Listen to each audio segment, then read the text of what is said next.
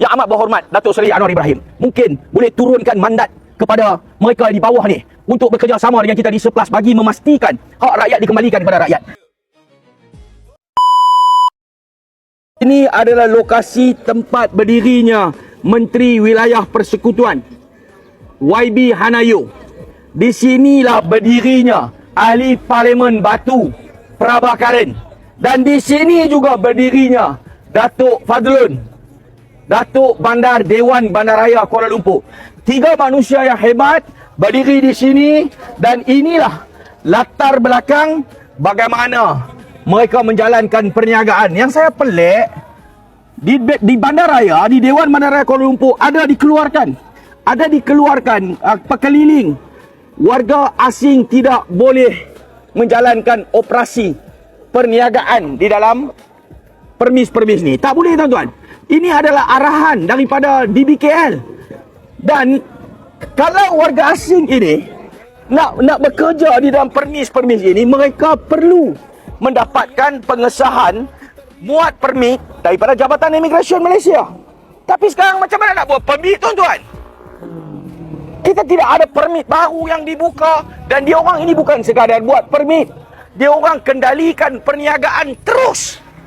Kalau ada rakyat Malaysia yang mai sekarang ini, apabila dia orang nampak kita mai, dia orang datanglah tunggu. Ini yang saya cuba bagi tahu lah. Saya cuba bagi tahu Tengok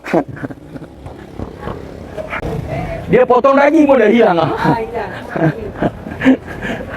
Dia potong daging hilang. Kalau saya turun ni tanya-tanya barang-barang tuan-tuan, tobat siapa minta layan saya? Kalau Ustaz di Parlimen, saya apa Ustaz akan buat kat kedai dengan tadi? Saya tak tahulah tu. Apa yang hampa buat ni, yang Datuk Bandar buat, apa yang Ahli Parlimen buat, apa yang hampa ikut menteri, yang hampa nak cakap pada menteri, hampa nak bagi tahu pada menteri, apa dia?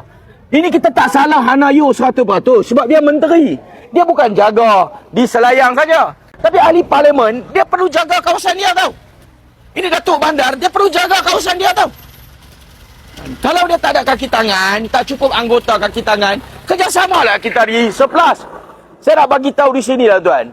Yang amat berhormat Datuk Seri Anwar Ibrahim mungkin boleh turunkan mandat kepada mereka di bawah ni untuk bekerjasama dengan kita di Surplus bagi memastikan hak rakyat dikembalikan kepada rakyat. Berilah kita duduk di bawah kementerian ke, ataupun kita diberikan satu agensi melibatkan warga-warga asing yang berniaga secara tidak sah ke, hampa buatlah apapun, kita akan bersama-sama dengan kerajaan bagi memastikan hak kita tidak dirompak. Ini yang saya cuba tunjuk, tuan-tuan.